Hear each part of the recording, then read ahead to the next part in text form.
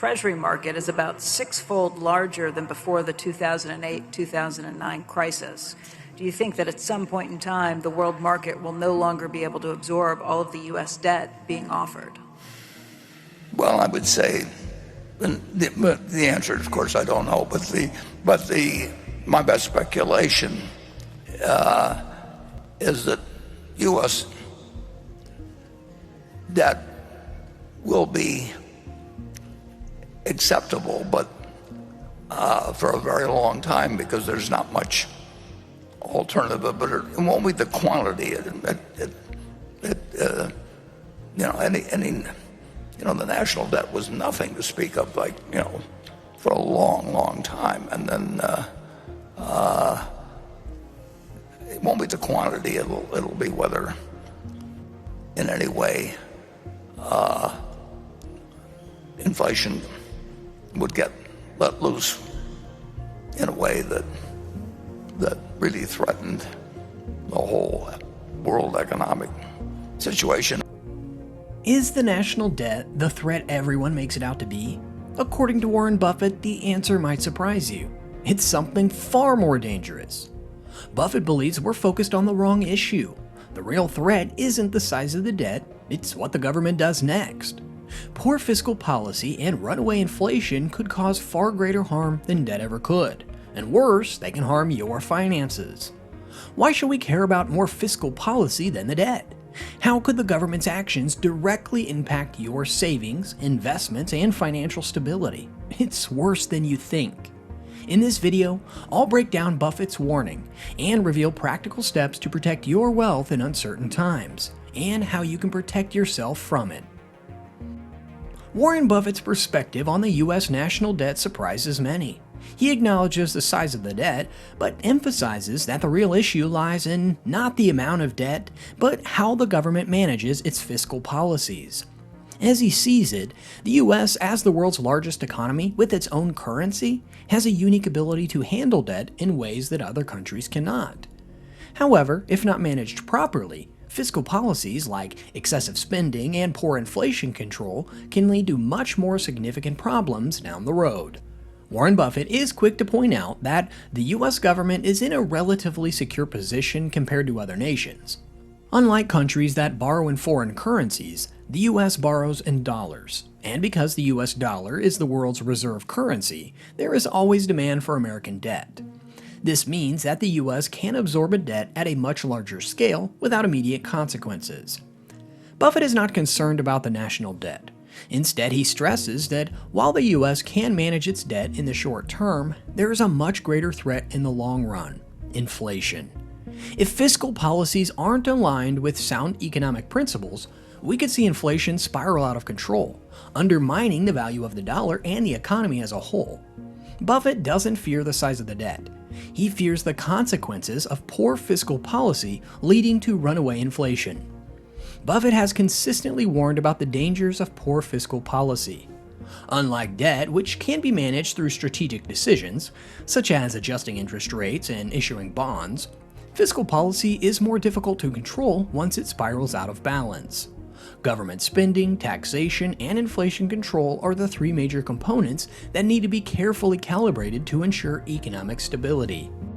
However, the current state of the economy, with high levels of government spending and aggressive monetary policies, only adds to concerns. During times of economic uncertainty, such as recessions or financial crises, government intervention through stimulus packages, low interest rates, and quantitative easing can seem necessary. However, if these measures are overused, they can push the economy towards inflation. For instance, when the government spends beyond its means, it will flood the market with excess money, which can drive up the prices of goods and services. Over time, inflation starts to build up, leading to reduced purchasing power for consumers and potential market instability. Buffett views the current fiscal environment as one where inflationary pressures are increasingly likely, with more people becoming aware of these risks but few offering real solutions. Buffett has immense respect for former Federal Reserve Chairman Paul Volcker, who took drastic action in the late 1970s and early 1980s to bring inflation under control. Volcker's bold moves, including raising interest rates to extremely high levels, helped curb inflation and stabilize the economy. The real lesson from Volcker's actions is the importance of controlling inflation at all costs, even if it means making unpopular decisions in the short term. The real question here is, how do the government's fiscal policies affect you and your finances? The average American may not always pay attention to the nuances of fiscal policy or the national debt, and these factors can have direct impacts on their daily lives. Economists are always saying what's going to happen with the Fed and everything else, but the fiscal deficit is what should be focused on, and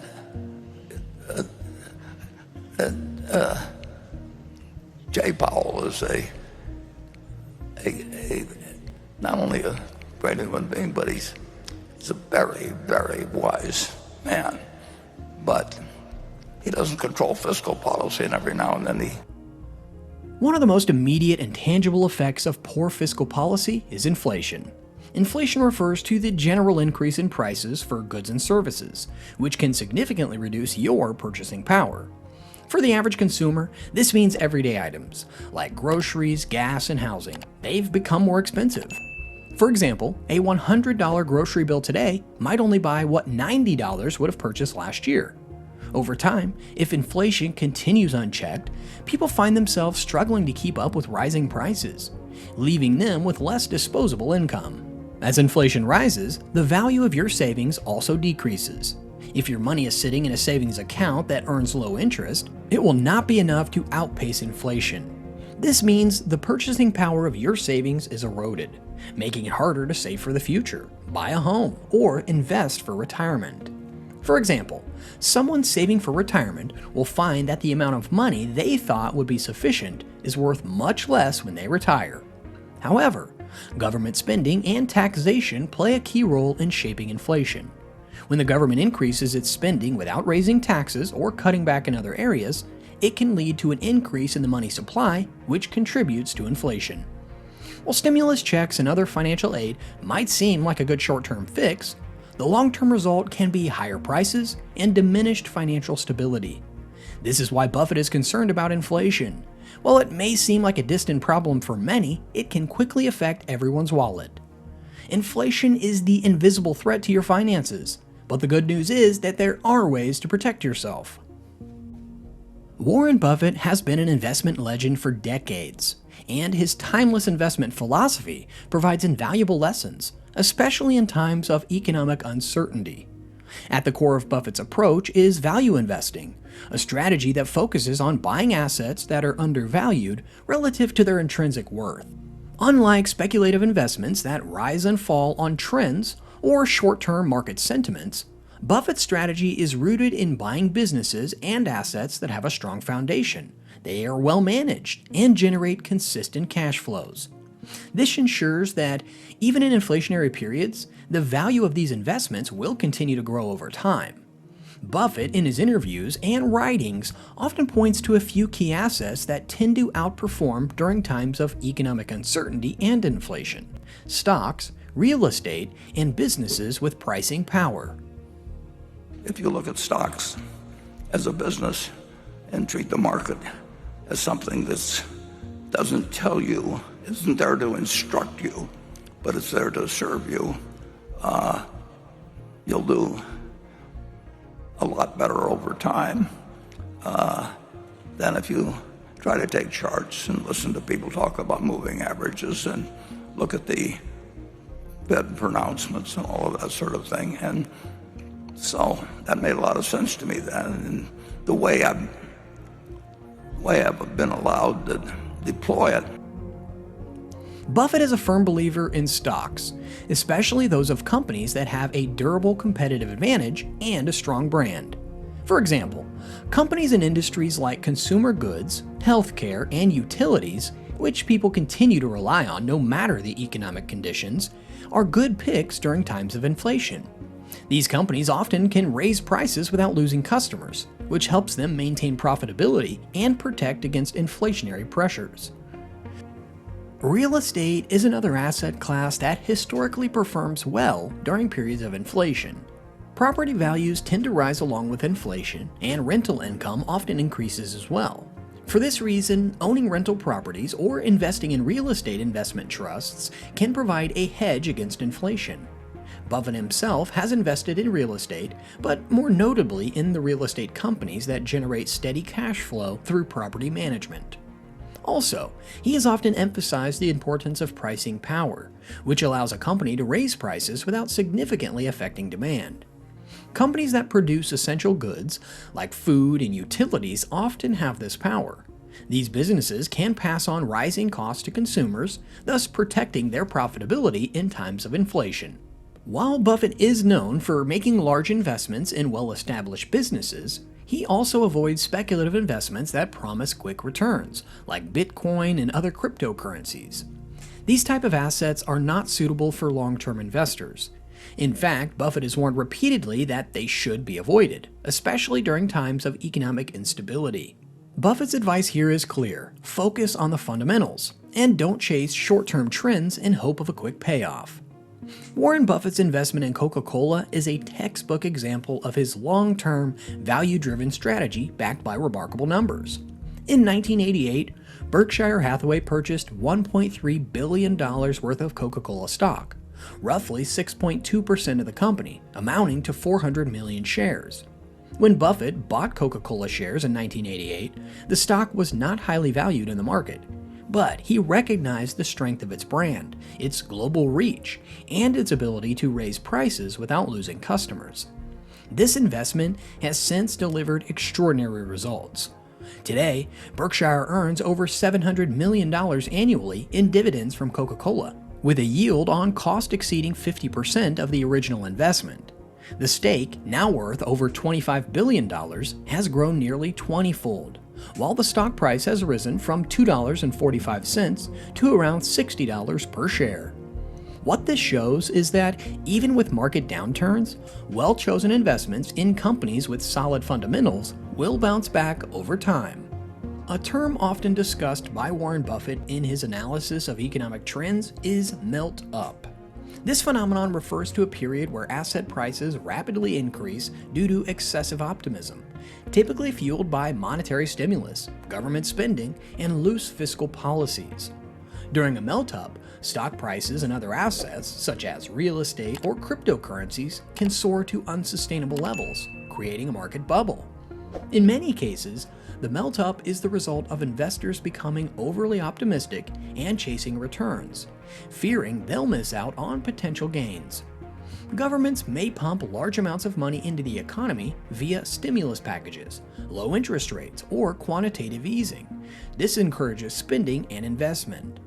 While this approach may seem to work in the short term, it can have serious long-term consequences, as asset prices become detached from the underlying fundamentals. Warren Buffett has warned that such exuberance can be dangerous because it distorts the true value of assets. When too much money flows into the market too quickly, prices can become artificially high, leading to an inevitable correction once reality sets in. As much as a melt-up can feel like a boom, it often sets the stage for a sharp downturn. Present fiscal policies, I think that something has to give, and I think that higher taxes are quite likely, and if the government wants to take a greater share of your income or mine or Berkshire's, they can do it. And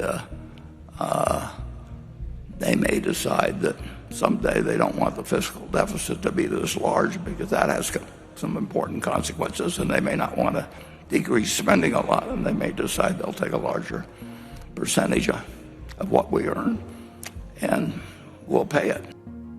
While the melt-up initially may seem like a good thing, pushing asset prices higher and boosting market optimism, it has several adverse effects on both the economy and individual investors. The first major issue is that inflation tends to rise during these periods. When governments inject large amounts of money into the economy, it can lead to demand pull inflation, where an increase in demand outstrips the supply of goods and services, driving prices higher. In this environment, essential goods like food, gas, and housing become more expensive. Meanwhile, consumers may feel the pinch as their purchasing power diminishes. For businesses, inflation can increase input costs, from raw materials to labor, leading to higher prices for consumers and potentially hurting profit margins. For investors, a melt-up might seem like a golden opportunity, but these are hidden dangers. As prices rise across the economy, the value of many overvalued assets could come crashing down. The longer the melt-up continues, the larger the bubble grows, and the more painful the correction will be once it bursts. Also, diversify your portfolios to reduce risk.